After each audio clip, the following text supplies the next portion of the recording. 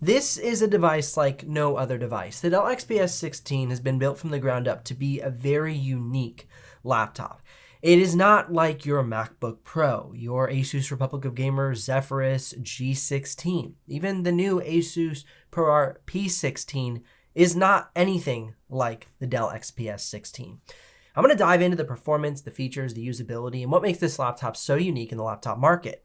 And if you're somebody considering this laptop, you have a special eye on the Dell XPS 16 because there's really nothing else to compare it to. This video is not here to convince you to buy this laptop. This video is to make you aware of the device and or provide you with the details you need to know to make a qualified purchase decision, whether it be the usability, the features, or the performance. Let's first dive into what makes this device so unique. It's an all aluminum CNC chassis with Corning Gorilla Glass. So anything that is not aluminum is super tough glass. The display is Gorilla Glass, the function buttons are covered by Gorilla Glass, and the bottom section of the keyboard deck housing the haptic trackpad is Gorilla Glass. So everything is built around this very unique minimalist experience. The trackpad is from the edge of the Alt key to the edge of the Windows Copilot key. This whole area provides you a really nice experience for a large trackpad.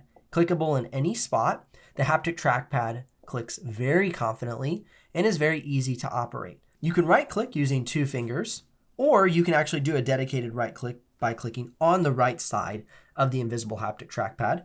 Your left click is very easily and normally handled on this side of the trackpad. And of course, dragging is very responsive. Dell has done a very good job with the software behind the trackpad. I've used trackpads in the past that are haptic and they feel janky and unusable. However, one area that is a little janky, and it is mostly this way on all haptic trackpads, is the click, drag, and scroll. It does not work very well. It's a haptic trackpad glitch that is really troublesome. You can see that I'm clicking and holding and trying to scroll, and it just doesn't understand that function. So if I were going to give a complaint about the haptic trackpad in general, it would be this key function. And I honestly do this quite a lot when I'm copy pasting information from my videos. Let's say I need to generate timestamps using ChatGPT. I'll copy paste the entire script into ChatGPT, ask it to generate timestamps, and that requires me to scroll an entire page and highlight the text. Very easily done on a normal trackpad or on a mouse, but on a haptic trackpad, it's very troublesome. The best way to do this is, get to the edge of the page and let it scroll down itself, but sometimes you can't do that, and so it really throws it off. So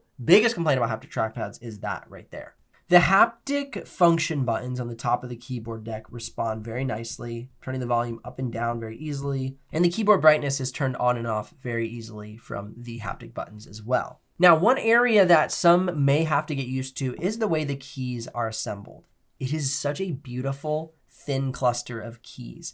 They've given us full-size shift keys, both on the right and the left, which I love. Full-size left and right arrow keys, smaller up and down arrow keys. A smaller backspace key to make room for the fingerprint reader. And then, of course, the nice upward-facing speakers on both the right and the left side of the deck. Now, being that the keys are pushed closely together, they've made the keys a normal size. If they wanted to make them a little bit more separated, they'd have to shrink them down a little bit. So I like that the keys are full size. However, it might take a little bit of getting used to type effectively on this device because it's easy to roll your finger to the left or the right of the key and end up typing another key. Something that with usage of the device over time will get easier. Now, if you're curious about the exact pricing and availability, you can head down in the description below and click those links. Now, if you do make a purchase of those links, I'll get a small commission, but at no extra cost to you. But of course, that's what keeps this channel alive and the helpful content coming your way. So if you'd use those links, if you're going to make a purchase, it would mean the world to me. Thank you so much. Now, before we take a tour of the exterior of the device, let's talk about the display. There's 2 options to you. If you go on Dell.com, you can choose between either a full HD model or an Ultra HD model. The model I have before me is the Ultra HD. It's a $300 upgrade on Dell's website. The resolution is 3840 by 2400 and at 90 Hertz refresh rate. It can reach 395 nits of screen brightness at 100% sRGB, 91% Adobe RGB, and 99% DCI-P3, all at a delta E of 0.74. So it has a good brightness, really great color gamut range, but more importantly, excellent color accuracy with a delta E of 0.74. The OLED display provides this premium experience with an even more premium display. Now, if you are somebody who's mainly going to be using this for office work, for business, for school, I would not recommend the OLED display because you don't really need that color accuracy or color gamut range. The full HD display will be completely fine and it'll save you a few $100s. So that would be my recommendation. If you're a creator, choose the OLED because you need the color accuracy, color gamut range. Using this for work, business, or school, then you're pretty much fine with the full HD display. Now, while we're talking about the display, obviously that's a big consumer of battery. Let's talk about the battery life on this device. It's a 99.5 watt-hour battery, and it does not get the battery life I had hoped it would. Using this as a regular human being at about 30 to 40% screen brightness, I saw about 6 hours and 44 minutes of battery life. For productivity, about 7 hours and 7 minutes for streaming video playback consistently for that time, about 4 hours and 23 minutes for using Photoshop, and then 2 hours and 31 minutes doing very focused video editing. So this is not the most battery life friendly laptop. And so I would recommend keeping the charger with you if you find yourself on the go a lot. But honestly, it's not a huge deal. It's a really nice consolidated charger block and will carry very easily in a backpack or even in your hand or on the top of the device if you find yourself on the go and don't want to carry a bag. It's not like carrying the massive 330 watt charger block like a Lenovo Legion 7i perhaps. So it is definitely a consolidated package and makes it pretty easy to take with you. In regards to the ports, on the left side, we have two USB Type-Cs, and on the right side, we have a USB Type-C, micro SD card reader, and a headphone jack. Now keep in mind that the laptop does use USB Type-C to charge, so it will take up one of those ports and you'll have two left. So I'd recommend purchasing some sort of dongle, especially if you're a videographer or photographer who needs to bring in your footage via SD card reader, and that will also provide you more port connectivity, say HDMI, network port, etc.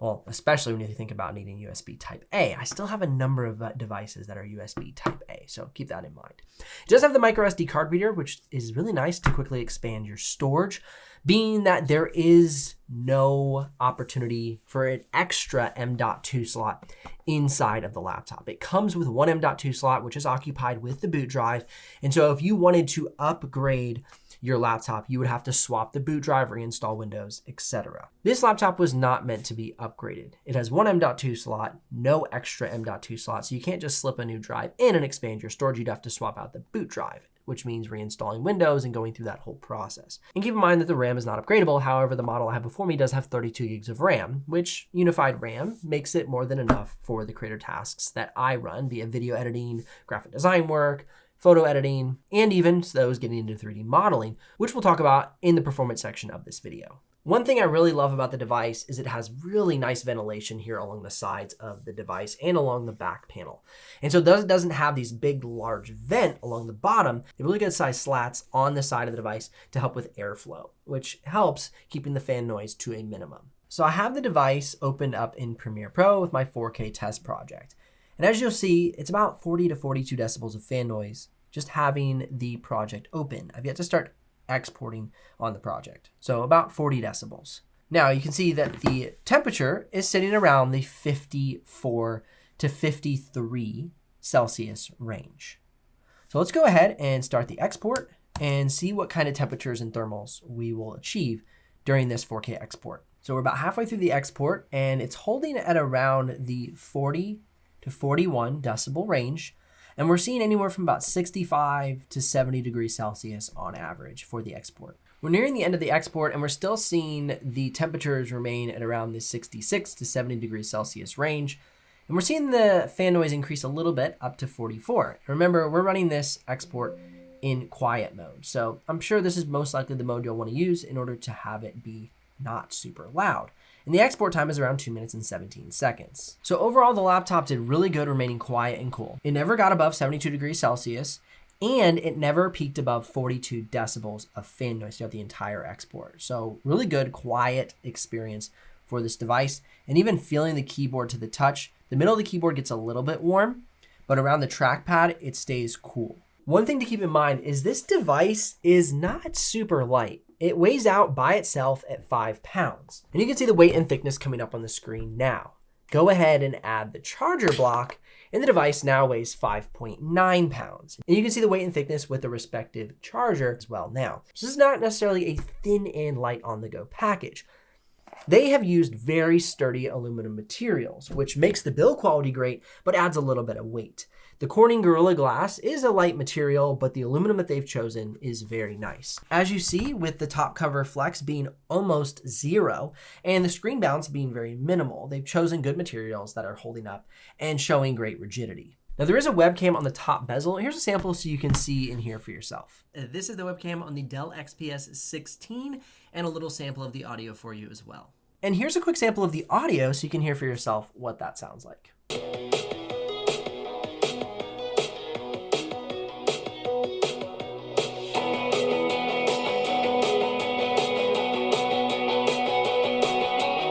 And here's a quick sample of the speakers in use so you can hear for yourself what that sounds like.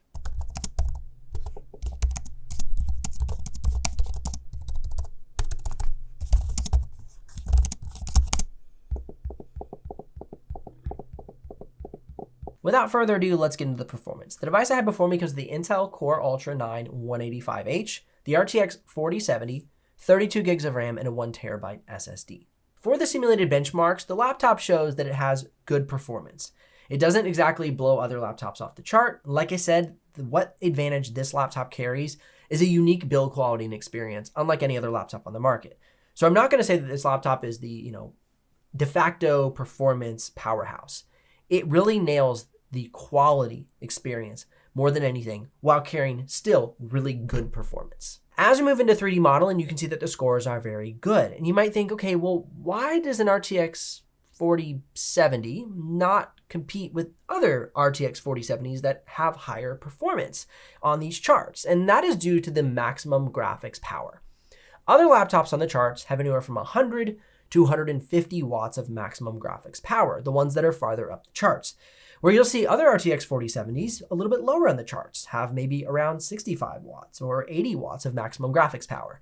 The Dell XPS 16 has a max graphics power set inside of the system for 70 watts. And that's where we see lower performance in apps that are heavily graphics oriented, like 3D modeling. Now, moving on into Photoshop, you can see that we have solid performance inside of Photoshop with a 6,799. Plenty of power, especially with a 32 gigs of soldered RAM. You're going to have no problems working inside of Photoshop, even if you have a project with layers upon layers upon layers, where you need a lot of lift from the RAM and the CPU, as well as a little bit of support from the GPU. And the great thing about the Intel Core Ultra 9 is it has a high single core frequency, giving you the performance you need for those heavy tasks, as well as just the continued normal day-to-day use case of apps in the Adobe Creative Suite or similar apps like Affinity Photo or Affinity Designer. That 32 gigs of RAM is going to be very supportive of your needs while working inside of Photoshop, while also having a number of Google Chrome tabs open and listening to music on Spotify all at the same time.